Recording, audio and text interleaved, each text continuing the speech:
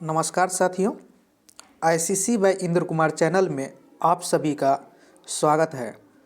आज हम क्लास दसवीं के नॉन हिंदी जो बच्चा नॉन हिंदी रखे हैं उसके लिए हम नॉन हिंदी का रिवीजन सीरीज लेकर आए हैं। रिवीजन का मतलब है पूरा नॉन हिंदी में 23 चैप्टर है। पूरा नॉन हिंदी में कितना चैप्टर है? 23 चैप्टर है। हम इस 23 चैप्टर का वीवीए ऑब्जेक्टिव क्वेश्चन आप लोगों को 3 वीडियो में प्रोवाइड करवा देंगे। आज पहला वीडियो होगा जो चैप्टर नंबर 7 तक होगा। बहुत होगा तो हम चैप्टर नंबर 8 कवर कर लेंगे, लेकिन 7 तक निश्चित होगा। 7 तक पहला वीडियो में आएगा, फिर दूसरा वीडियो में, फिर तीसरा वीडियो में। बस इतना ही आप कर लीजिए। 2 से 3 बार आप वीडियो को देख लीजिए, आपको निश्चित ही एक भी क्वेश्चन ऑब्जेक्टिव का नहीं छूटेगा। जब आप बिहार बोर्ड 2025 में 25 जो एग्ज़ाम होने वाला है आप लोगों का फरवरी में, उसमें बैठिएगा, आपको किसी भी प्रकार का समस्या होने वाला नहीं है। सारे क्वेश्चन इसी वीडियो से रहेगा ऑब्जेक्टिव का। आप कम से कम 2 से 3 बार इस वीडियो को देख लीजिएगा। ये बिहार बोर्ड के लिए है, लेकिन नॉन हिंदी उसका होता है जो संस्कृत के बदला में दूसरा लैंग्वेज ले लेता है, जैसे मैथिली ले लेता है, मगही ले लेता है, उसके लिए नॉन हिंदी होता है। और नॉन हिंदी में क्लास 8वां का ही हिंदी पढ़ना होता है। और इसमें टोटल चैप्टर है 23। हम इस 23 चैप्टर को 3 वीडियो में आप लोगों को कंप्लीट करवा देंगे। संपूर्ण हिंदी को हम 3 वीडियो में रिवीजन करवा देंगे। एक बात और, 2 फरवरी को सरस्वती पूजा है। 2 फरवरी को सरस्वती पूजा है। अगर किसी को लगेगा हम दूर में हैं, हम चंदा नहीं दे सकते हैं, तो हमारा ऑफलाइन क्लास चलता है। इस नाम से देख लीजिए आप लोग, मेरा ऑफलाइन क्लास चलता है इंद्रवंशी कोचिंग सेंटर बलुआ। ये hit guess question 2025 by Indra Kumar Dharmatma, और ये मधुबनी जिला के अंतर्गत चलता है। ये कोचिंग ऑफलाइन में चलता है। लगभग 150 200-300 स्टूडेंट भी हैं, तो ऑफलाइन में चलता है। तो आप लोगों के लिए भी सोचे सो हम प्रोवाइड करवा दें हिंदी। अगर आप लोग सरस्वती पूजा में योगदान देना चाहते हैं, सहयोग कुछ देना चाहते हैं, तो आप लोग दे सकते हैं। 2 फरवरी को सरस्वती पूजा है। अगर आप लोग को इच्छा हो, हम ज़बरदस्ती नहीं कर रहे हैं, अगर आप लोग को इच्छा हो सो सरस्वती पूजा में कुछ सहयोग करना चाहिए, तो आप इस मोबाइल नंबर पर आप सहयोग कर सकते हैं 82 27 98 43 99। इसी पर फ़ोनपे नंबर है, यही फ़ोनपे नंबर है, यही गूगल पे नंबर है, और यही नेवी जो चल रहा है उससे भी आप कर सकते हैं। तो जिसको इच्छा होगा वो कीजिएगा। इन्हें बाद में कमेंट में लिखिएगा सो पैसा मांग रहे हैं। जिसको इच्छा होगा कीजिएगा, जिसको इच्छा नहीं होगा कोई बात नहीं। यहाँ का ऑफलाइन स्टूडेंट बहुत है, उससे भी हम किसी प्रकार से कर ही लेते हैं सब बार। लेकिन सोचे आप लोग भी स्टूडेंट हैं तो आप लोग को भी एक बार सूचित कर देते हैं। सो 2 फरवरी को सरस्वती पूजा है, तो आप लोग इस मोबाइल पर अगर प्रोवाइड करवाने चाहते हैं तो फ़ोनपे गूगल पे जो आपको मर्जी हो, जितना रुपया आप भेज सकते हैं। चलिए अब बात करते हैं चैप्टर नंबर पहला का। चैप्टर नंबर पहला आप लोग देख सकते हैं। चैप्टर नंबर पहला का नाम क्या है आप लोग को सबको पता है। चैप्टर नंबर पहला का नाम है तू जिंदा है तो जिंदगी के जीत में यकीन कर। क्या नाम है चैप्टर का? तू जिंदा है तो जिंदगी के जीत में यकीन कर। पहला क्वेश्चन है, तू जिंदा है तो खाली डैश कविता में किसके सर कुचल कर हम साथ चलेंगे? ए है सुख, बी है दुख, सी है मुसीबत, डी है हंसी। तो आप लोग को पता होगा तू जिंदा है तो कविता में किसके सिर कुचल कर हम साथ चलेंगे, तो ये बात है मुसीबत का। तो एक का क्या हो जाएगा? सी इसका बिल्कुल राइट जवाब है। बढ़ते हैं क्वेश्चन नंबर 2 पर। चमन का अर्थ क्या है? आप लोग को पता होगा चमन का अर्थ। चमन का अर्थ होता है फुलवारी। चमन का अर्थ क्या होता है? फुलवारी। हम सारे ऑप्शन नहीं पढ़ेंगे क्योंकि बहुत लंबा वीडियो हो जाएगा। हम चाहते हैं कम समय में आपको कम से कम 7-8 चैप्टर इस वीडियो में करवा दें। तो याद रखिएगा चमन का अर्थ क्या होता है? फुलवारी। क्वेश्चन नंबर 3 कह रहा है तू जिंदा है तो खाली डैश द्वारा रचित पाठ है। मतलब तू जिंदा है तो खाली डैश द्वारा रचित पाठ है। यह पाठ किसके द्वारा लिखा गया है? तो आप लोग को पता होगा यह पाठ जो है शंकर शैलेंद्र के द्वारा लिखा गया है। शंकर शैलेंद्र ही इसका लेखक है। बढ़ते हैं चौथा नंबर क्वेश्चन पर। चौथा नंबर क्वेश्चन कह रहा है कवि शंकर शैलेंद्र जमीन पर क्या उतार लाने को कहते हैं? स्वर्ग, अमृत, झरना की नहर। तो कवि शंकर शैलेंद्र जो है जमीन पर जो उतारने की बात कर रहा है वह स्वर्ग उतारने की बात कर रहा है। तो इसका सही जवाब है 4 का ए। फिर क्वेश्चन नंबर 5 को देखते हैं हम। आप लोग बने रहिएगा वीडियो में। क्वेश्चन नंबर 5 को देखते हैं अब। क्वेश्चन नंबर 5 देखिए। क्वेश्चन नंबर 5 कह रहा है कवि स्वर्ग को कहाँ उतारने को कहता है? कवि जो है स्वर्ग को कहाँ उतारने को कहता है? पाताल में, घर में, दरवाजे में कि ज़मीन में? तो आप लोग को पता होगा कवि जो है स्वर्ग को उतारने ज़मीन पर कहता है। 5 का डी। क्वेश्चन नंबर 6 कह रहा है कौन सी कविता गहरे जीवन राग और उत्साह को प्रकट करता है? कौन सी कविता गहरे जीवन राग और उत्साह को प्रकट करता है? ए है तू जिंदा है तो, बी है करमवीर, सी है बिहारी के दोहे, डी है बच्चे की दुआ। तो इसका सही जवाब है तू जिंदा है तो, 6 का ए। क्वेश्चन नंबर 7 कह रहे हैं हमारे कारवां को किसका इंतजार है? हमारे कारवां को किसका इंतजार है? रास्ते का, समय का, मंजिलों का, साथियों का। तो हमारे कारवां को जो इंतजार है वह मंजिलों का है। जो कविता पढ़े होंगे उसे पता होगा हमारे कारवां को किसका इंतजार है? मंजिलों का। 8 क्वेश्चन है गिरेंगे जुल्म के महल, गिरेंगे जुल्म के महल, महल बनेंगे फिर नवीन घर, अगर कहीं है स्वर्ग तो उतार ला ज़मीन पर। ये पंक्तियाँ किस कविता की हैं? ये पंक्तियाँ जो है कह रहा है करमवीर की है कि कबीर के दोहे की है कि बच्चे की दुआ की है कि तू जिंदा है तो। ये कविता जो है, ये पंक्ति जो है तो तू जिंदा है तो पाठ से लिया गया है। 8 का डी बिल्कुल सही जवाब है। क्वेश्चन नंबर 9 पर हम बात करते हैं। आप लोग वीडियो में बने रहिएगा। क्वेश्चन नंबर हम 9 पर बात करेंगे। 9 कह रहा है बुरी है आग पेट की, बुरे हैं दिल के दाग ये, न दब सकेंगे एक दिन बनेंगे इनकलाब ये। प्रस्तुत पंक्तियाँ किस कविता की है, किस कवि की हैं? ये पंक्ति जो है कह रहा है किस कवि की है? कह रहा है कबीर की कि बिहारी की कि शंकर शैलेंद्र की कि नरोत्तम दास की। तो ये पंक्ति जो है पहला अध्याय से संबंधित है और इसका लेखक कौन होगा? शंकर शैलेंद्र। 9 का सी। बढ़ते हैं क्वेश्चन नंबर 10 पर। 10 कह रहा है तू जिंदा है तो जिंदगी की खाली डैश में यकीन कर, खाली डैश में यकीन कर, विजय, सुख, जीत, हार। तो इसका सही जवाब होगा तू जिंदा है तो जिंदगी की जीत में यकीन कर। क्या भराएगा यहाँ पर? जीत। 10 का सी। 11 क्वेश्चन कह रहा है बुरी है आग पेट की, बुरे हैं दिल के खाली डैश, ये न दब सकेंगे एक दिन इनकलाब, एक दिन बनेंगे इनकलाब ये। कह रहा है फिल इन द ब्लैंक्स में क्या भरिएगा? आग की, बाग की, हरा की, दाग। तो इसका सही जवाब है बुरी हैं आग पेट की, बुरे हैं दिल के दाग, बुरे हैं दिल के दाग। 11 के क्या भराएगा? डी। क्वेश्चन नंबर 12 कह रहा है नई सुबह के संग सदा, तुझे मिली नई खाली डैश, अगर कहीं स्वर्ग है तो उतार ला ज़मीन पर। ए है उमर, सी है तरंग, बी है उमंग, डी है स्वराज। तो इसका सही जवाब होगा नई सुबह के संग सदा, तुझे मिली है नई उमर। यहाँ पे क्या भराया जाएगा?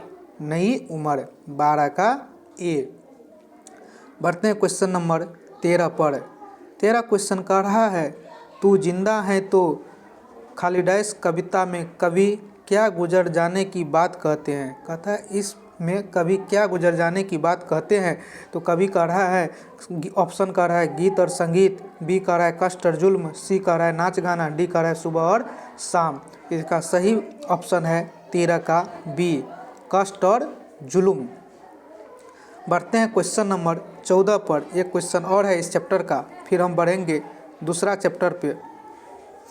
14 नंबर क्वेश्चन देखिए आप लोग। 14 नंबर कह रहा है तू जिंदा है तो खाली डैश कविता से कवि ने हमें क्या संदेश दिया है? ए कह रहा है कठिनाइयों को भूलकर लक्ष्य की प्राप्ति करनी चाहिए, बी कह रहा है धन प्राप्त करना चाहिए, सी कह रहा है बड़ा आदमी बनना चाहिए, डी कह रहा है संघर्ष नहीं करना चाहिए। तो इस क्वेश्चन का जवाब आप होमवर्क के रूप में कमेंट बॉक्स में लिखिएगा, इसका सही जवाब क्या होगा। HW है 14 नंबर क्वेश्चन। इस तरह से पहला चैप्टर आप लोग का ख़त्म हुआ। तो जिंदा है तो ज़िंदगी के जीत में यकीन कर, पहला चैप्टर ख़त्म हो गया। हम शुरू करते हैं चैप्टर नंबर 2 ईदगाह। हम शुरू करते हैं चैप्टर नंबर 2 ईदगाह। चलिए ईदगाह चैप्टर को देखिए, इस चैप्टर का नाम है ईदगाह। पहला क्वेश्चन कह रहा है रमज़ान के कितने रोज़े के बाद ईद आती हैं? 10, 20, 30, 40। तो रमज़ान के कितने दिन के बाद रोजे के बाद ईद आती हैं? तो इसका सही जवाब है 30 दिन के बाद, एक का सी। बढ़ते हैं क्वेश्चन नंबर 2। हामिद ने कितने पैसों में चिमटा खरीदा था? आप लोग बताइएगा, हामिद ने कितने पैसों में चिमटा खरीदा था? 1, 2, 3, 4। तो सही जवाब है 2 का सी, 3 पैसा में। महमूद के पास कितने पैसे हैं? महमूद के पास कितने पैसे हैं? 10, 5, 12, 20। तो महमूद के पास अगर पैसे की बात कीजिएगा तो महमूद के पास 12 पैसे हैं, 3 का सही बिल्कुल करेक्ट है। 4 नंबर क्वेश्चन, ईदगाह के पास किन वृक्षों की छाया है? ईदगाह के पास किन वृक्षों की छाया है? आम, इमली, पीपल, बरगद। तो ईदगाह चैप्टर जब पढ़े होंगे तो उसमें एक वृक्ष की चर्चा है और वह वृक्ष है इमली, 4 का बी। क्वेश्चन नंबर 5, महमूद कौन सा खिलौना खरीदता है? महमूद जो है कौन सा खिलौना खरीदता है? भिश्ती, गुजरिया और 1-2 ऑप्शन होगा। तो आप लोगों को पता होगा महमूद जो खिलौना खरीदता है उस खिलौना का नाम है सिपाही। महमूद कौन सा खिलौना खरीदता है? सिपाही खरीदता है। तो इसका सही जवाब हो जाएगा 5 का डी। चलिए बढ़ते हैं क्वेश्चन नंबर 6 पे। 6 कह रहा है हामिद की बूढ़ी दादी का नाम खाली डैश था। हामिद की बूढ़ी दादी का नाम क्या था? खाली डैश था। ऑप्शन ए कह रहा है सबीना, बी कह रहा है हामिद, सी कह रहा है अमीना, डी कह रहा है शबनम। तो आप लोग बताइएगा हामिद के बूढ़ी दादी का नाम क्या था? इसका जवाब आप लोग कमेंट बॉक्स में ही लिखिएगा, इसका सही जवाब क्या होगा, जिससे हमें पता चल सकेगा आप पढ़े हैं कि नहीं। 7वां क्वेश्चन क्या है? 7वां क्वेश्चन आप देख सकते हैं, गांव से ईदगाह कितनी कोस दूर पर था? 2 कोस, 3 कोस, 4 कोस, 5 कोस। तो गांव से ईदगाह जो था 3 कोस की दूरी पर था। 8वां क्वेश्चन, हामिद के दोस्तों का क्या नाम है? बताइएगा आप लोग।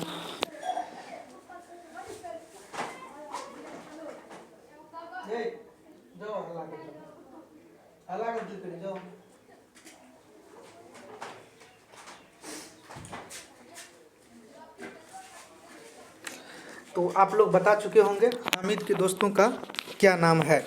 तो देखिए हामिद के दोस्तों का नाम ऑप्शन ए जो है सिपाही लिखा गया है। ऑप्शन ए में सिपाही किसी दोस्त का नाम नहीं था।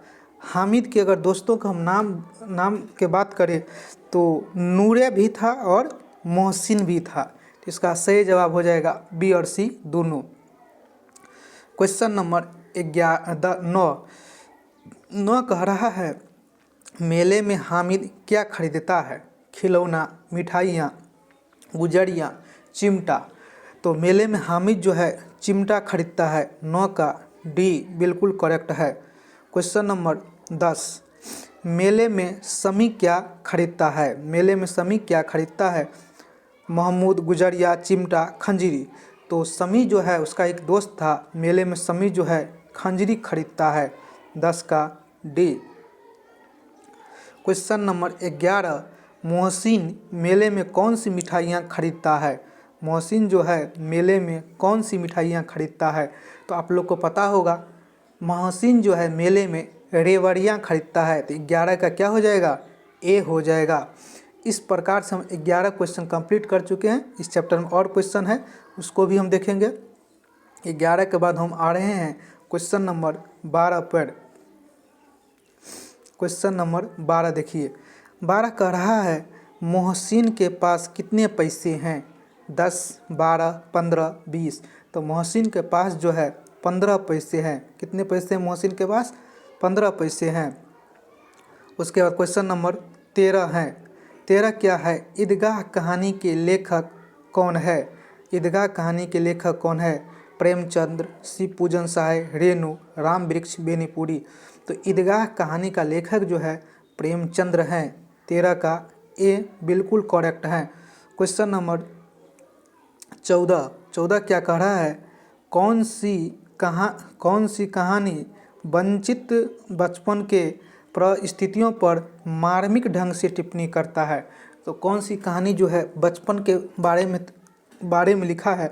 ऑप्शन कर रहा है ठेस, खेमा, खुशबू रचते हैं हाथ, ईदगाह। तो इसका सही जवाब है ईदगाह कहानी में बचपन के मार्मिक ढंग से टिप्पणी कर रहे हैं। 14 का डी। क्वेश्चन नंबर 15 आप लोग पढ़िएगा। 15 कह रहा है प्रेमचंद रचित पाठ्य पुस्तक कौन सी कहानी बाल मनोविज्ञान पर आधारित है? खेमा, ठेस, दीदी की डायरी, ईदगाह। तो बाल मनोविज्ञान पर जो आधारित है आप लोग को पता होगा ये ईदगाह कहानी है। 15 का डी।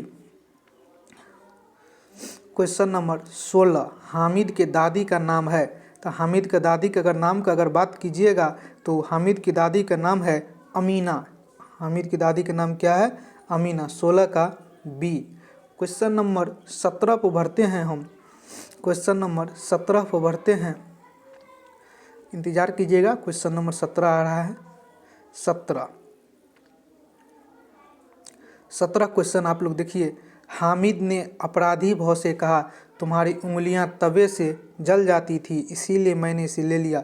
उपयुक्त गद्यांश किस पाठ से लिया गया है? इसी प्रकार से आप लोगों को ऑब्जेक्टिव पूछेगा। तो हामिद ने अपराधी भाव से कहा, तुम्हारी उंगलियां तवे से जल जाती थी इसीलिए मैंने इसे ले लिया है। उपयुक्त गद्यांश किस पाठ से लिया गया है? तो इस पाठ का नाम है ईदगाह। जो कहानी पढ़े होंगे बिल्कुल पता होगा। 17 का ए। क्वेश्चन नंबर 18 कह रहा है हामिद किस कहानी का प्रमुख पात्र हैं? हौसले की उड़ान की, खुशबू रचते हैं हाथ की, ईदगाह की कि ठेस की? तो हामिद जो है मुख्य पात्र है ईदगाह चैप्टर का। 18 का सी। क्वेश्चन नंबर 19 क्या कह रहा है आप लोग देखिए। 19 कह रहा है तुम डरना नहीं अम्मा, मैं सबसे पहले आऊँगा, बिल्कुल न डरना। यह किसने कहा था? महमूद कहा था कि नूरे कहा था कि मोहसिन कहा था कि हामिद कहा था? तो इसका सही जवाब है हामिद ने ये बात कहा था। 19 का डी। क्वेश्चन नंबर 20 गांव पहुंचकर बच्चे ने क्या किया? नाच किया, गाना बजाया, झगड़ा किया, अपने अपने खिलौने से खेला। तो आप सभी को पता होगा गांव पहुंचकर बच्चे ने अपने अपने खिलौना से खेला। 20 का डी। क्वेश्चन नंबर 21 हामिद के पिता की मृत्यु कैसे हुई थी? मलेरिया के कारण, तपेदिक के कारण, हैजा के कारण कि चेचक के कारण? तो हामिद के पिता की मृत्यु जो था हैजा के कारण हो गया था। 21 का सी। क्वेश्चन नंबर 22 पर बढ़ते हैं। नूरे को किस खिलौने से प्रेम है? नूरे जो था उसको किस खिलौने से प्रेम है? और ऑप्शन नीचा में है, लेकिन नूरे को जो प्रेम था वह था वकील। 22 का ए। चलिए बढ़ते हैं क्वेश्चन नंबर 21 पर। 22 हो गया, कितना नंबर हुआ था अभी? 22 हो गया था, तो 23 पर बढ़ेंगे। तो 23 क्वेश्चन नंबर आप लोग देखिए। 23 वेट कीजिएगा, 23 नंबर पर हम आ रहे हैं। हाँ 23 पर आ गए। 23 क्वेश्चन कह रहा है हामिद के पास कितने पैसे थे? 3, 4, 5, 6। तो हामिद के पास जो था मात्र 3 पैसा था। 23 का ए।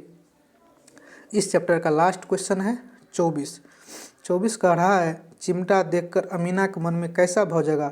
दुखी हो गया, उदास होगी, स्नेह के अतिरेक से मन गदगद हो गया, खुश हो गई? तो इसका सही जवाब है स्नेह के अतिरेक से मन गदगद हो गया। 24 का सी। इस तरह से हमने दूसरा चैप्टर को कंप्लीट किया और दूसरा चैप्टर था ईदगाह। हम आ रहे हैं फिर तीसरा नंबर क्वेश्चन पर, करमवीर पाठ पर। हम आ रहे हैं तीसरा नंबर चैप्टर करमवीर पाठ पर।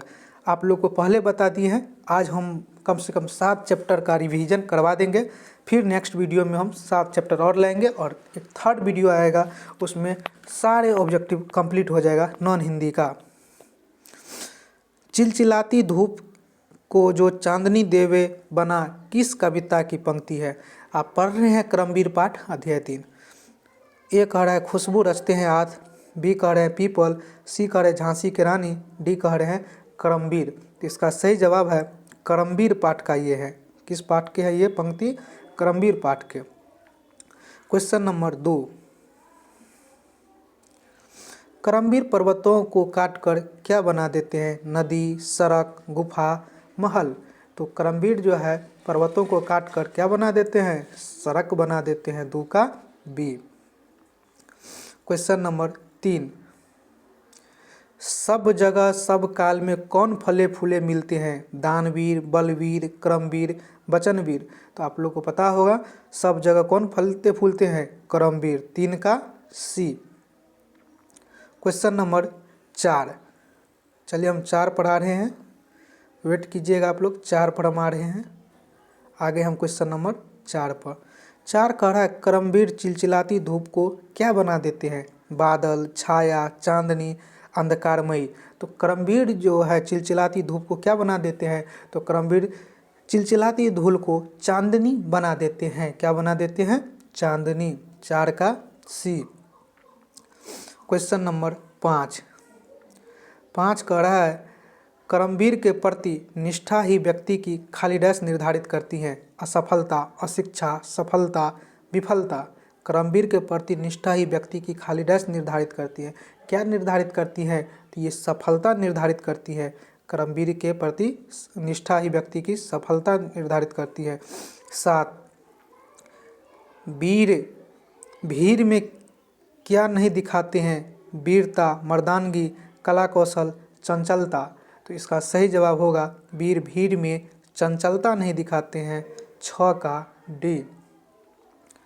क्वेश्चन नंबर 7, करमवीर कांच को क्या करके दिखा देता है? रतन, शीशा, कार्बन की पत्थर। तो करमवीर जो है कांच को रतन बनाकर दिखा देते हैं। 7 का ए। क्वेश्चन नंबर 8, हीरा किससे बनता है? हीरा किससे बनता है? रतन से, शीशा से, कार्बन से कि पत्थर से। तो ये जो था क्या कहते हैं, हीरा जो बनता है ये बनता है कार्बन से। 8 का सी। क्वेश्चन नंबर 9 कह रहा है कवि सैकड़ों मरुभूमि से क्या बहा देने की बात करता है? नदी, समुद्र, पसीना कि आंसू। तो कवि जो है सैकड़ों मरुभूमि से नदी बहा देने की बात कर रहे हैं। क्वेश्चन नंबर 10 पर हम आ रहे हैं, वेट कीजिएगा आप लोग।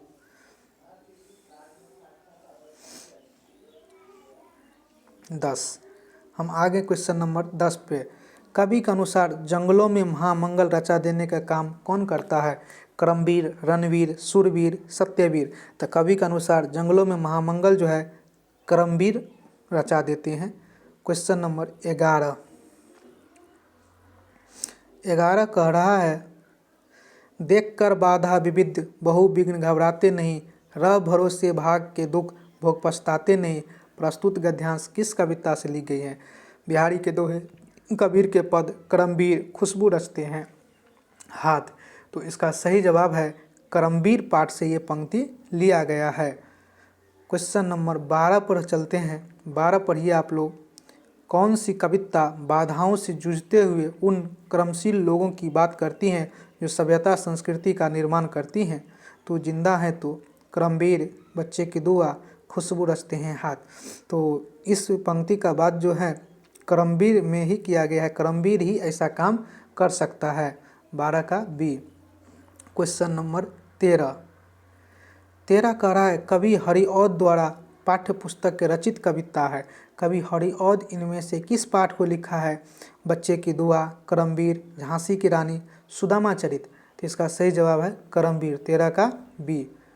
क्वेश्चन नंबर 14 कह रहा है चिलचिलाती धूप को जो चांदनी देवे बना, काम पड़ने पर करे जो खाली डैश के भी सामना।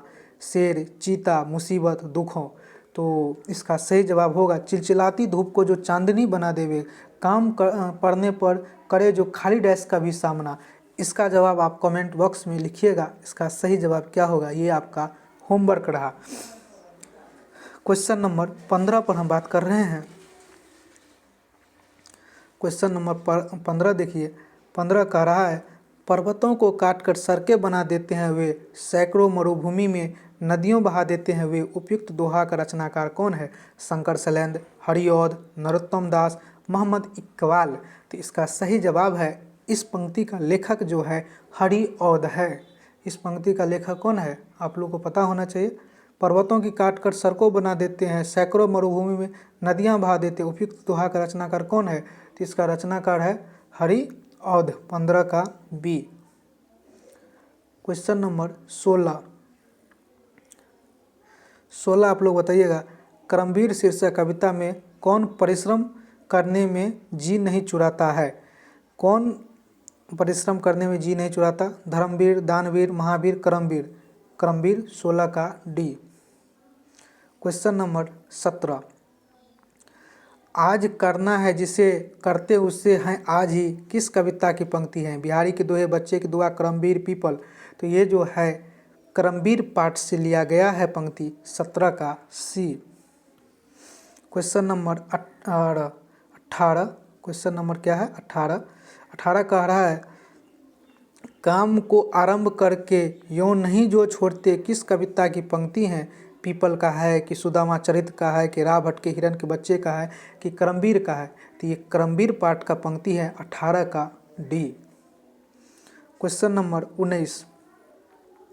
19 देखिए आप लोग, कोस कितने ही चले पर वे कभी थकते नहीं, किस शीर्षक कविता की पंक्ति है? बिहारी के दोहे, करमवीर, बच्चे के दोहे, पीपल। तो ये जो पंक्ति है करमवीर पाठ से लिया गया है। 19 का बी। इस तरह से छात्रों हमने तीसरा चैप्टर का महत्वपूर्ण ऑब्जेक्टिव कंप्लीट किया। 19 क्वेश्चन था। हम बढ़ते हैं चैप्टर नंबर 4 पर।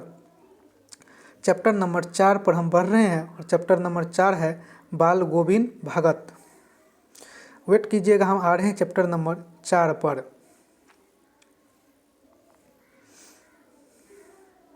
आगे हम चैप्टर नंबर 4 पर। चैप्टर नंबर 4 क्या है? चैप्टर का नाम क्या है? सबसे पहले देखिए, बाल गोविंद भगत चैप्टर 4। पहला क्वेश्चन है, कबीर को साहब मानने वाला पात्र है। कबीर को इनमें से कौन साहब मानता था? बाल गोविंद भगत की, सिरचंद की, खेमा की, हामिद। तो कबीर को साहब मानता था बाल गोविंद भगत। 1 का ए। बढ़ते हैं क्वेश्चन नंबर 2 पर। 2 क्या कह रहा है पढ़िए आप लोग। 2 कह रहा है बाल गोविंद भगत की प्रभातियाँ कार्तिक से शुरू होकर किस महीने तक चलती थी? तो बाल गोविंद भगत की प्रभातियाँ जो है कार्तिक से शुरू होकर जो ये चलता था फागुन माह तक। 2 का डी। क्वेश्चन नंबर 3, गोदी में पियवा चमक उठे, सखिया चिहुक उठे, न गाते थे कर्पूरी ठाकुर, निराला, कबीर, बाल गोविंद भगत। तो ये गाता था बाल गोविंद भगत। 3 का डी। बढ़ते हैं क्वेश्चन नंबर 4। 4 कह रहा है अपने बेटे के मरने पर बाल गोविंद भगत रोने लगे, गाने लगे, बेहोश हो गए, सर पीटने लगे। तो ये जो है गाने लगे थे। क्या करने लगे थे? गाने लगे थे। अपने बेटों के मरने पर बाल गोविंद भगत गाने लगे थे। बी ऊपर जाएगा, सी नीचे आएगा, इससे कोई दिक्कत नहीं है। बाल गोविंद भगत के कितने बेटे थे? बाल गोविंद भगत के कितने बेटे थे? 1 2 3 4। तो बाल गोविंद भगत के अगर बेटे की बात कीजिएगा तो मात्र 1 बेटा था। क्वेश्चन नंबर 6, बाल गोविंद भगत का बेटा बुद्धिमान था कि सुस्त था? 2 और ऑप्शन नीचा में होगा, लेकिन यहीं से इसका आंसर मिल जाएगा। बाल गोविंद भगत का बेटा जो था सुस्त था। 6 का बी। चलिए बढ़ते हैं क्वेश्चन नंबर 7 पे। मोटा दुबला पतला उसी क्वेश्चन का ऑप्शन है। 7 क्या कह रहा है? बाल गोविंद भगत की संगीत साधना का उत्कर्ष देखा गया। बेटे की मृत्यु के दिन, बेटे के प्रदेश जाने पर, बेटे के जन्म के दिन, बेटे के शादी के दिन। तो इसका सही जवाब है बेटे के मृत्यु के दिन बाल गोविंद भगत की संगीत साधना का उत्कर्ष कब देखा गया? 7 के ए, बेटे की मृत्यु के दिन। आप लोग भी पढ़े होंगे, जब इसके बेटे का मृत्यु हो जाता है तो वह गाने लगता है। बाल गोविंद भगत के पुतोहु थे। बाल गोविंद भगत के पुतोहु था कर्कशा, रोगग्रस्त, सुशील, झगड़ालू। तो बाल गोविंद भगत का पुतोहु जो था सुशील था। 8 का सी। क्वेश्चन नंबर 9 कह रहा है बाल गोविंद भगत हर वर्ष कहाँ जाते थे? तीर्थ स्थान, गंगा स्नान करने, घूमने, इनमें से कोई नहीं। तो बाल गोविंद भगत हर वर्ष जो था वह जाता था गंगा स्नान करने। 9 का बी। क्वेश्चन नंबर 10 बाल गोविंद भगत की उम्र क्या थी?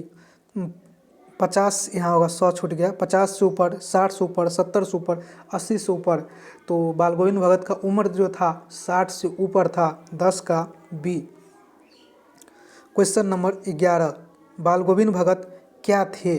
साधु, गृहस्थ, भगत, कलाकार। तो बाल गोविंद भगत जो था गृहस्थ था। 11 का बी। क्वेश्चन नंबर 12 क्या कह रहा है? बाल गोविंद भगत किनके गीतों को गाते थे? तो बाल गोविंद भगत किनके गीत को गाते थे? कबीर अर्थात साहिब का। इसका ऑप्शन और नीचा में दो तीन गो हैं, लेकिन सही जवाब होगा इसका यही, कबीर अर्थात साहिब का गीत को ये गाते थे। क्वेश्चन नंबर हम 13 पर बात करेंगे। आप लोग वेट कीजिए, हम 13 पर आ रहे हैं। 13 देखिए 13 क्या है। 13 कह रहा है बाल गोविंद भगत ने बेटे को आग किससे दिलाई? पोते से, पोती से, पतोहू से, इनमें से कोई नहीं। तो बाल गोविंद भगत अपने बेटे की आग जो है पतोहू से दिलाई थी। क्वेश्चन नंबर 14 कह रहा है बाल गोविंद भगत किस विधा की रचना है? कहानी, नाटक, रेखाचित्र की जीवनी। तो बाल गोविंद भगत जो है यह रेखाचित्र विधा से संबंधित है। 14 का सी। क्वेश्चन नंबर 15 कह रहा है बाल गोविंद भगत की प्रभातियाँ कब शुरू होती थी? कार्तिक माह में, फागुन माह में, चैत माह में कि वैशाख माह में? तो इसका जो प्रभातियाँ है कार्तिक माह में शुरू हो जाती थी। 15 का ए। क्वेश्चन नंबर 16 कह रहा है गर्मियों में बाल गोविंद भगत की संज्ञा उमस भरी शाम को भी खाली डैश कर देती थी। निर्मल, स्वच्छ, शीतल कि बोझिल? तो इसका होगा शीतल कर देती थी गर्मी में भी।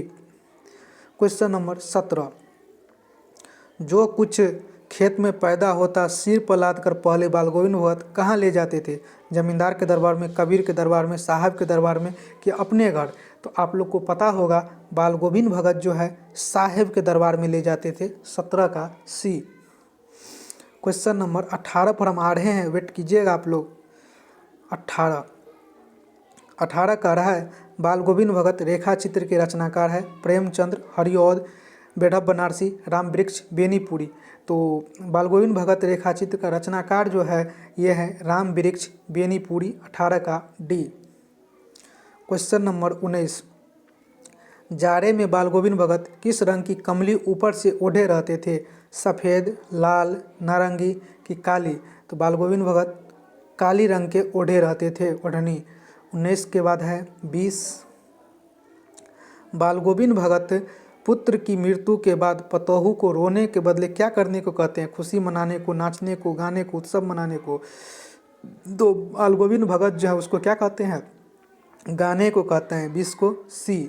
क्वेश्चन नंबर 21 बाल गोविंद भगत ने पतोहू को किसके साथ भेज दिया? भाई के साथ, पिता के साथ, बहन के साथ कि चाचा के साथ? तो उसके भाई के साथ भेज दिया था। 21 का ए। क्वेश्चन नंबर 22 बेटे के क्रियाक्रम के बाद बाल गोविंद भगत पतोहू को कहाँ भेज दिया? मायके कि बहन के यहाँ कि नानी के यहाँ कि चाची के यहाँ? तो मायके भेज दिया था, उसके माँ के यहाँ। क्वेश्चन नंबर 23 है बाल गोविंद भगत सिर में क्या पहनते थे? कबीरपंथियों की सी कनपट्टी टोपी। और ऑप्शन है आप लोग लेकिन देख लीजिएगा, लेकिन इसका सही ऑप्शन यही होगा 23 का ए, कबीरपंथी की जैसी कनपट्टी टोपी। इस प्रकार छात्रों हमने अध्याय 4 कंप्लीट किया। क्वेश्चन लगभग इस चैप्टर में 23 था और उसको हमने देखा और समझा। हम बढ़ रहे हैं फिर चैप्टर नंबर 5 पे, हुंड्रू के जलप्रपात पे। आप लोग वेट कीजिएगा, हम आ रहे हैं हुंड्रू के जलप्रपात चैप्टर पे।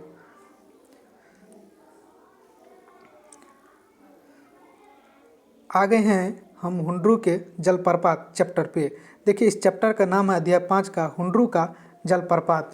तो इस चैप्टर का पहला क्वेश्चन है किंवदंती के अनुसार हुंड्रू से कितने मील की दूरी पर कुछ लोगों ने हुंड्रू से भी कई गुना बड़े प्रपात को देखा। किंवदंती का मतलब होता है कहावत जो है गांव घर में, उसके अनुसार कितने दूरी हैं। तो इसका सही जवाब है 1 का डी 7। बढ़ते हैं क्वेश्चन नंबर 2 पे। 2 क्या कह रहा है, रांची से पुरुलिया वाली सड़क पर कितने मील जाने के बाद हुंड्रू पहुंचने वाली सड़क मिलती हैं। तो इसका सही जवाब है 14 मील। क्वेश्चन नंबर 3, स्वर्ग का एक टुकड़ा ए मुजफ्फरपुर, नागपुर, छोटा नागपुर कि सिंहभूम। इसका सही जवाब है स्वर्ग का एक टुकड़ा छोटा नागपुर। चौथा क्वेश्चन क्या है, पुरुलिया रोड से हुंड्रू की दूरी कितनी है। 3 मील, 3 मील कि 13 मील कि 33 मील कि 23 मील। तो इसका सही जवाब है 13 मील। पुरुलिया रोड से हुंड्रू की दूरी 13 मील है। क्वेश्चन नंबर 5 क्या कह रहा है, हुंड्रू की पानी खाली डैश की तरह चक्कर काटता है, बिल्ली की तरह कि चूहा की तरह। और ऑप्शन है देख लेते हैं।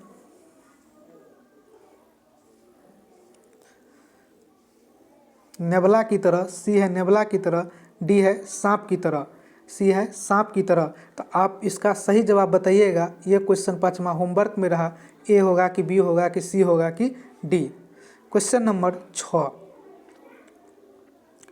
6 कह रहा है, रांची से हुंड्रू की दूरी कितनी है। तो 10 मील, 20 मील, 27 मील, 30 मील। तो रांची से हुंड्रू की दूरी जो है 27 मील है। 6 का सी। 7वां क्या है, 7वां कह रहा है, स्वर्णरेखा नदी के उद्गम स्थान से कितना मील आगे आकर हुंड्रू का झरना है। 20 मील, 50 मील, 60 मील कि 100 मील। इसका सही जवाब है 50 मील। स्वर्णरेखा नदी के उद्गम स्थान से कितनी मील आगे आकर हुंड्रू का झरना है, तो 50 मील। उसके बाद हम बढ़ रहे हैं 8वां नंबर क्वेश्चन पर। हुंड्रू का झरना की ऊंचाई कितनी है। 200 फीट, 243 फीट, 245 फीट, 260 फीट। तो हुंड्रू का झरना की ऊंचाई जो है 243 फीट है। क्वेश्चन नंबर 9 क्या कह रहा है, हुंड्रू का जलप्रपात खाली डैश संस्कृति की विशिष्टता को उभारने वाला यात्रा वृत्तांत है। आदिवासी, बहुलवादी, सामसिक, इनमें से कोई नहीं। तो इसका सही जवाब होगा आदिवासी। 9 का ए। क्वेश्चन नंबर 10, हुंड्रू का जलप्रपात पाठ में जलप्रपात के साथ किसके सुंदरता का वर्णन है। पहाड़ का कि नदी का कि जंगल का कि उपयुक्त में से कोई नहीं, उपयुक्त में से सभी का। तो उपयुक्त में से सभी का। सिर्फ हम रिवीजन के दृष्टि से आपको करवा रहे हैं, इसीलिए थोड़ा फास्ट खींच रहे हैं, नहीं तो बहुत बड़ा वीडियो होगा। क्वेश्चन नंबर हम 11 पर आ रहे हैं। 11 देखिए, स्वर्णरेखा नदी कहाँ गिरती है। हिंद महासागर में, अरब सागर में, बंगाल की खाड़ी में, गंगा नदी में। तो ये जो गिरती हैं बंगाल की खाड़ी में। 11 का सी। क्वेश्चन नंबर 12 क्या कह रहा है, लेखक को हुंड्रू जलप्रपात के वातावरण की सुंदरता ऐसी मालूम होती है मानो हम खाली डैश के समीप पहुंच गए हैं। 12 के है भूलोक, बी है देवलोक, सी है इंद्रलोक, डी है स्वर्गलोक। तो लेखक को लगता है कि हम देवलोक पहुंच गए हैं। 12 का B. Question number 13, Kamta Prasad Singh काम का यात्रा वृत्तांत कौन है। हौसले की उड़ान, हुंड्रू का जलप्रपात, ईदगाह, चिकित्सा का चक्कर। तो इसका सही जवाब है हुंड्रू का जलप्रपात कामता प्रसाद सिंह काम का यात्रा वृत्तांत है। उसके बाद हम बढ़ रहे हैं 14 नंबर क्वेश्चन पर। 14 नंबर देखिए, साध की पवित्रता एवं महत्ता तभी है जब उसका साधन भी महान है। महान मंजिल पर पहुंचने के लिए मार्ग भी महान होना चाहिए। किनकी उक्ति है। विवेकानंद की, महात्मा गांधी की, दयानंद सरस्वती की, रविंद्रनाथ टैगोर की। तो इसका सही जवाब है महात्मा गांधी। क्वेश्चन नंबर 15, अबरक और कोयला खदानों का वर्णन किस पाठ में किया गया है। हुंड्रू का जलप्रपात, ठेस, विक्रमशिला, अशोक का शस्त्र त्याग। तो इसका राइट आंसर है हुंड्रू का जलप्रपात। क्वेश्चन नंबर हम 16 पर आ रहे हैं, आप लोग वेट कीजिएगा। क्वेश्चन नंबर हम 16 पर आ गए हैं। ये आप लोग देख सकते हैं क्वेश्चन नंबर 16।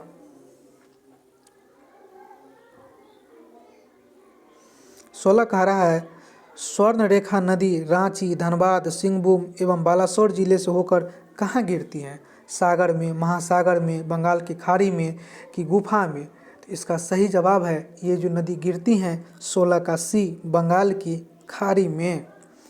बढ़ते हैं क्वेश्चन नंबर 17। दानी दान करता है तो गुमान करता है, पर से न जाने कितना पानी यह पहाड़ दान युग युग कर चुका है, पर इसको कोई अभिमान नहीं है। किस पाठ से संबंधित है? दीनबंधु निराला, हुंडरू का, यहाँ ह होगा, हुंडरू का जलप्रपात, चिकित्सा का चक्कर, ईदगाह। इसका सही जवाब है हुंडरू का जलप्रपात, 17 का बी। Question number 18। हुंडरू का जलप्रपात शीर्षक पाठ साहित्य की कौन सी विधा है? स्मरण, यात्रा वृत्तांत, शब्द चित्र की कहानी? तो इसका सही जवाब है 18 का बी, यात्रा वृत्तांत।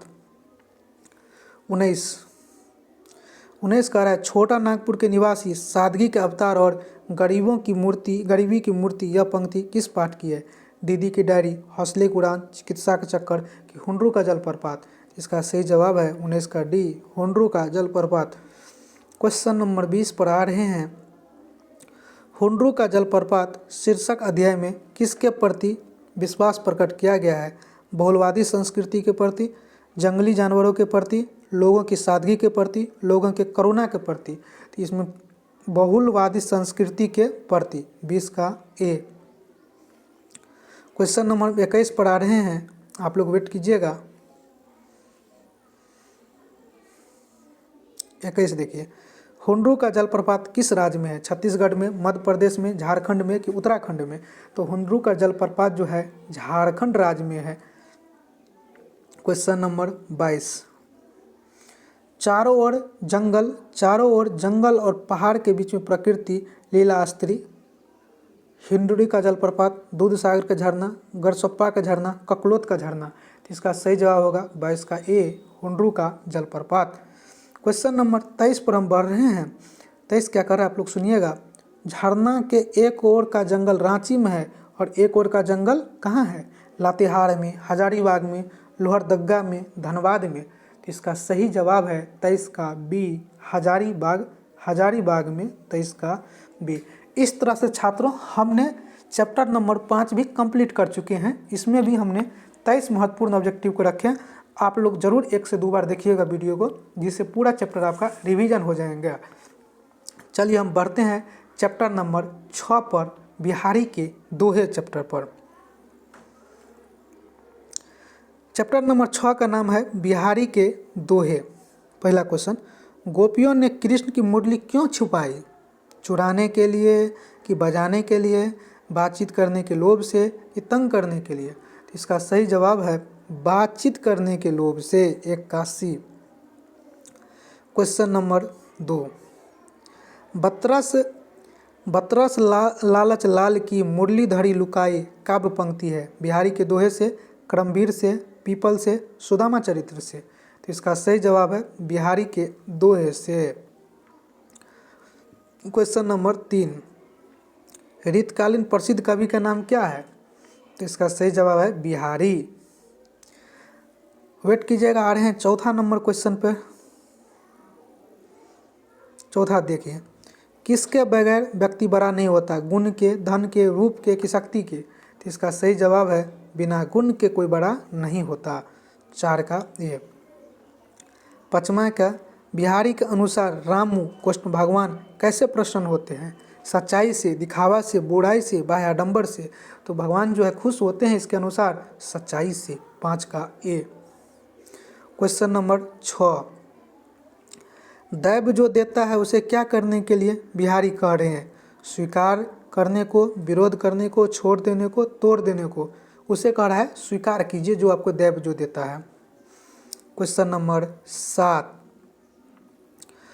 मेरी भव बाधा हरो राधा नगरी सोए, यह पंक्ति किसका है? गोपाल सिंह नेपाली की, बिहारी लाल की, सूर्यकांत त्रिपाठी की कि नरोत्तम दास की? तो ये पंक्ति जो हैं बिहारी लाल की हैं, 7 का बी। क्वेश्चन नंबर 8 देखिए आप लोग। बिहारी के अनुसार मनुष्य किसके बिना बड़ा नहीं हो सकता? धन, क्रोध, गुण, दोष। गुण के बड़ा। 8 का सी। क्वेश्चन नंबर 9, बिहारी किस काल के श्रृंगारिक कवि है? आदिकाल, भक्तिकाल। तो एक बार ऑप्शन और 1 2 है, उसको भी देख लीजिए।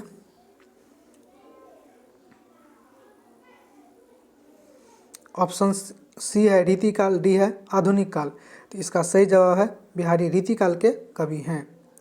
क्वेश्चन नंबर 10, बिहारी के दोहे शीर्षक कविता में किस तरह के दोहे शामिल है? भक्ति, प्रेम, नीतिपरक, उपयुक्त, तीनों तरह के। तो इसका सही जवाब है उपयुक्त, तीनों तरह के जवाब है। क्वेश्चन नंबर 11 कह रहा है, मेरी भव बाधा हरो राधा नगरी सोए, जा तन की झाई पड़े श्यामु हरित दूते हुए। इस दोहे में बिहारी किनके महिमा का गुणगान किया है? कृष्ण का, कि राधा का, कि राम का, कि सीता का? तो इसमें जो है राधा का गुणगान किया है कवि 11 कवि। 12 देख रहे हैं, कबीर नर के मन की तुलना किससे करती हैं? नल के जल से, गंगा जल से, निर्मल जल से, शुद्ध जल से। तो नल के जल से तुलना किया है। 12 का ए। 13 नंबर देखिए आप, सोह करे बहुन हंसे कवि किसके संबंध में कहता है? कृष्ण, राधा, गोपिया, कृष्ण सखा। तो कवि जो है गोपिया के संबंध में कहता है। 13 का सी। 14, जप माला छापे तिलक सरे न एको कामू, मन कांचे नाचे बिरथा सांचो राचो रामू। उपयुक्त दोहा किस कवि के हैं? तो यह कह रहा है कबीर का है, कि रहीम का है, कि बिहारी का, कि हरिऔध का? तो ये जो है 14 का सी बिहारी का है। आइए क्वेश्चन नंबर 15 पर। दीर्घम सांस न लेहू, दुख सुख खाली डैश ही न भूल, दई दई क्यों करतू, दई दई स सुख कबूलो। ए कह रहा है कृष्ण, ए कह रहा है ईश्वर, डी कह रहा है साईं। तो इसका सही जवाब होगा साईं, 15 का डी। 16, बड़े न हुजे गुनून बिना बिरद बड़ाई पाए, कहत धतूरे सो कनक गहनो गढ़ियो न जाए। किस शीर्षक पाठ की पंक्ति है? कबीर के पद, बच्चे की दुआ, बिहारी के दोहे, कि तू जिंदा है? तो ये सही जवाब होगा 16 का सी बिहारी के दोहे। 16 के बाद 17, कनक शब्द का प्रयोग किन अर्थों में बिहारी के दोहे में किया गया है? हीरा और मोती, धतूरा और सोना, पत्थर और कोयला, लोहा और तांबा। तो इसका सही जवाब है धतूरा और सोना। 17 के बाद हम आ रहे हैं 18 नंबर पे। बिहारी के दोहे में कितने तरह के दोहे शामिल है? 2 तरह के, 3 तरह के, 4 तरह के, कि 5 तरह के? तो इसमें शामिल है, आप लोग को बता देना चाहूँगा, 2 तरह के। 18 का ए। क्वेश्चन नंबर 19, बिहारी के दोहे में कनक शब्द का प्रयोग किन किन अर्थों में किया गया है? धतूरा और सोना, धतूरा और चांदी, धतूरा और लोहा, धतूरा और तांबा। तो इसका जवाब आप लोग कमेंट बॉक्स में कीजिएगा, हम इसको होमवर्क के रूप में देते हैं। बढ़ते हैं क्वेश्चन नंबर 20 में। 20 पर आइएगा आप लोग।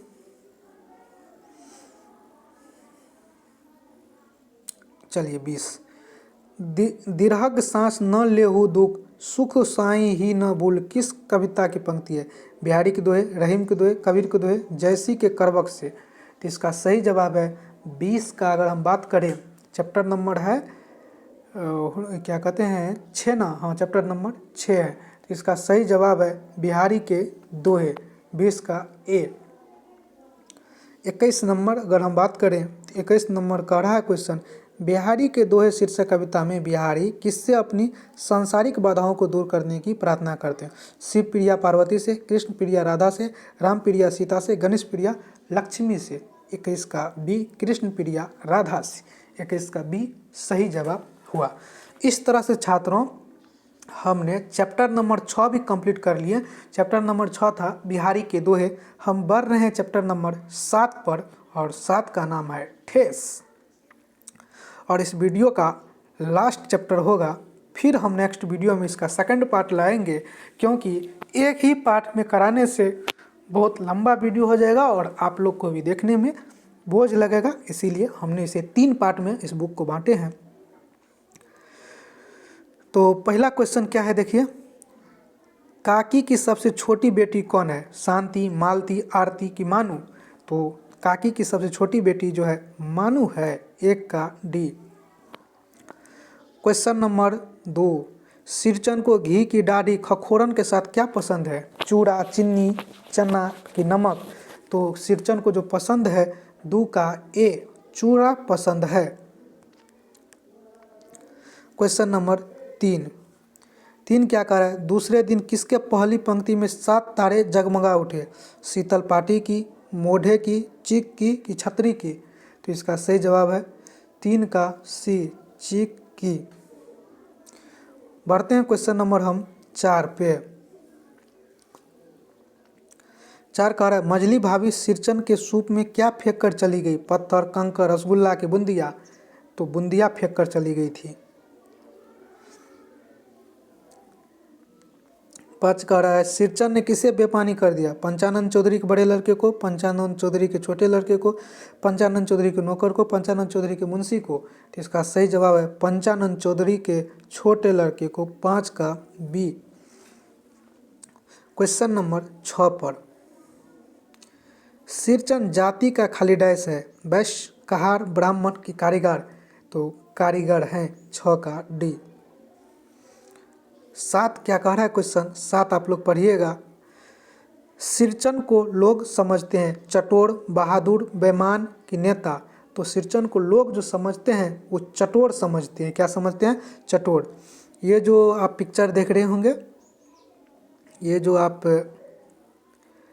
पिक्चर देख रहे होंगे, ये ऑफलाइन क्लास के बच्चों सबका है। ये सब ऑफलाइन क्लास के बच्चे का है। सचिन इसका नाम है, आदर्श नाम है, राकेश नाम है, मनीष नाम है इसका नाम विशेषर है, और हम यहाँ का टीचर हूँ। तो आप देख सकते हैं ये यहाँ के संस्था का है। पिछला बार का सरस्वती पूजा का, फिर इस बार भी सरस्वती पूजा होगा, आप लोग को लाइव दिखलाएंगे हम। चलिए बढ़ते हैं क्वेश्चन नंबर 8 पे। क्वेश्चन नंबर 8 क्या कह रहा है? ठेस कहानी का पात्र है? ए हामिद, बी बाल गोविंद भगत, सी सिरचन, डी इनमें से कोई नहीं? तो इसका सही जवाब होगा 8 का सी, सिरचन। क्वेश्चन नंबर 9, कविता नहीं है? झांसी की रानी, बच्चे की दुआ, करमवीर, ठेस? तो इसमें जो कविता नहीं है वह ठेस है। ठेस कविता नहीं है और सभी कविता है। क्वेश्चन नंबर हम 10 पर आ रहे हैं, आप लोग वेट कीजिएगा।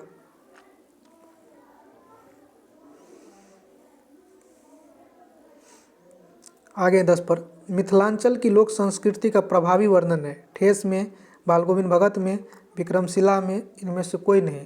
तो ठेस कहानी में 10 का ये। 11 नंबर देखिएगा आप, ठेस कहानी में कहाँ की लोक संस्कृति का प्रभावी वर्णन है? भोजपुर, मिथिलांचल, मगध, नेपाल का? तो प्रभावी वर्णन जो है मिथिलांचल का है, 11 का बी। 12, ठेस कहानी के लेखक कौन है? फणीश्वर नाथ रेणु, हरिऔध, कामता प्रसाद सिंह काम, प्रेमचंद्र? तो ठेस कहानी का अगर लेखक का बात कीजिएगा तो फणीश्वर नाथ रेणु है, 12 का ए। क्वेश्चन नंबर 13, ठेस कहानी किसके मन की विशिष्टताओं का मानविक वर्णन करता है? लेखक, मानू दीदी, कलाकार, किसी का नहीं? तो इसका सही जवाब है कलाकार का। क्वेश्चन नंबर 14, क्या समझाने में ठेस कहानी का महत्वपूर्ण योगदान है? श्रम के प्रति सम्मान की भावना, रिश्तों की गहराई, मनुष्य की प्रक्षुब्धता, उपयुक्त सभी? उपयुक्त सही होगा। क्वेश्चन नंबर 15, मोहर छाप वाली धोती के दाम सिरचन को कौन देने लगी? लेखक, लेखक की माँ की मानू दीदी? तो मानू दीदी जो है दाम देने लगा था। 15 हो गया। चलिए बढ़ते हैं क्वेश्चन नंबर 16 पर।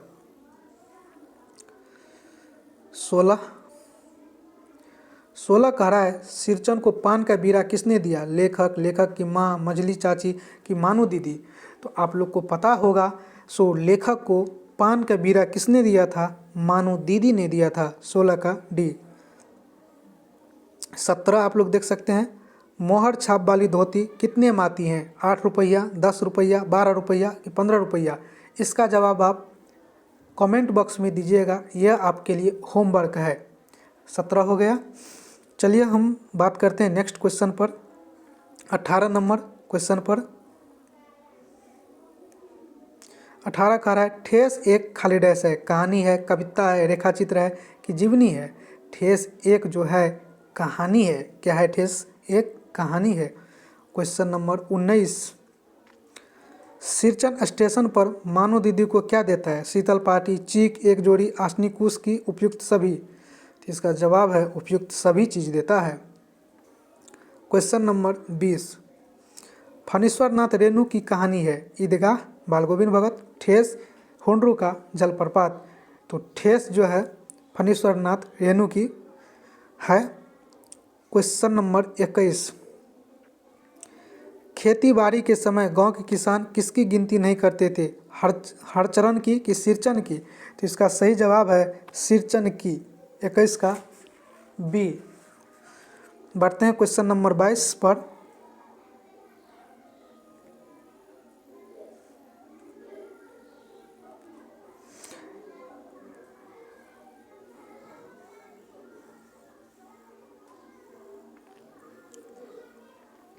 क्वेश्चन नंबर 22, तुम्हारी भाभी नाखून से खांट कर तरकारी परोसती है, किसने कहा?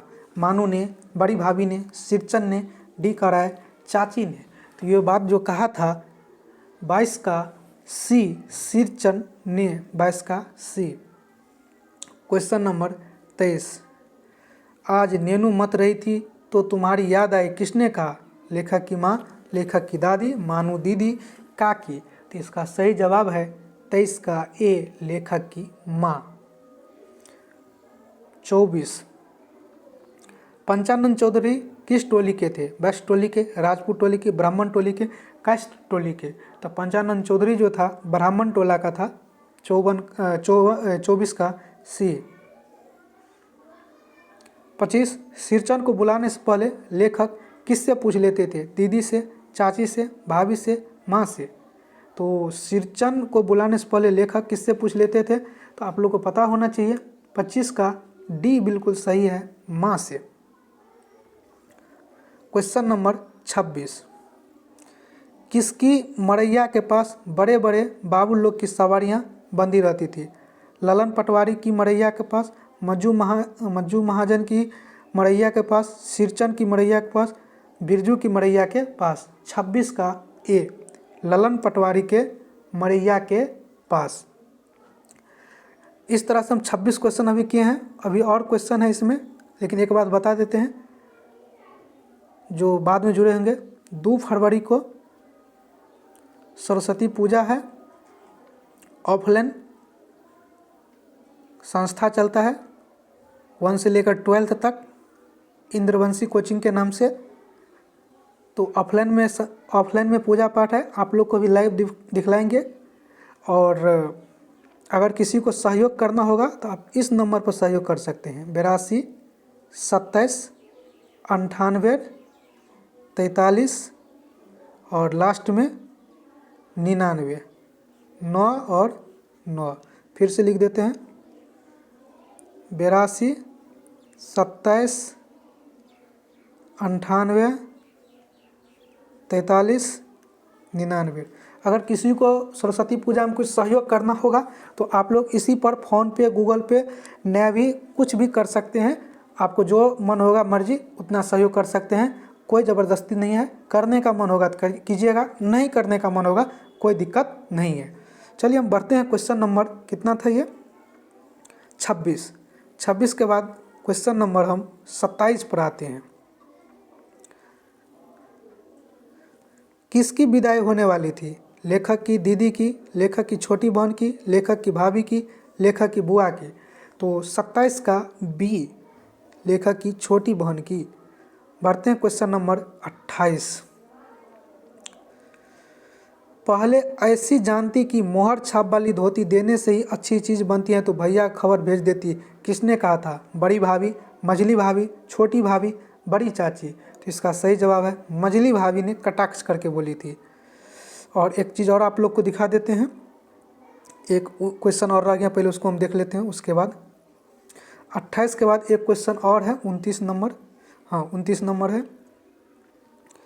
ठेस शीर्षक कहानी में कौन दौड़ते हुए प्लेटफार्म पर आया? पंचानन चौधरी, सिरचंद, मानू का दुल्हा की लेखक कौन आया था? तो 29 का बी सिरचंद आया था।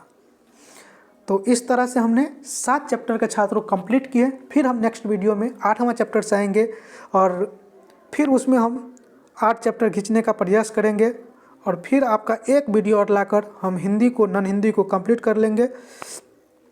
ये जो आप देख रहे हैं इंद्रवंशी कोचिंग सेंटर बलुआहा बाय इंद्र कुमार धर्मात्मा, ये कोचिंग जो है ऑफलाइन मोड में चलता है मधुबनी डिस्ट्रिक्ट के अंतर्गत, और यहाँ क्लास 1 से लेकर 12th तक की व्यवस्था है। तो सोचे आप लोग को भी हिंदी नॉन हिंदी करवा दें। तो बताइएगा आप लोग, और किसी विषय का डिमांड होगा तो उसको भी हम कंप्लीट करेंगे और फिर इस हिंदी को भी कंप्लीट करेंगे। और बहुत सारे छात्र मैथिली लिए हैं तो उस मैथिली को भी हम कंप्लीट करने का प्रयास करेंगे। तो मैथिली का भी बना देंगे क्योंकि बहुत छात्र जो नॉन हिंदी लिए हैं वो मैथिली भी लिए हैं, उसको भी आप एक बार 2 बार देख लीजिएगा। और किसी विषय का डिमांड होगा तो बोलिएगा। इस वीडियो में इतना ही, धन्यवाद आज के लिए।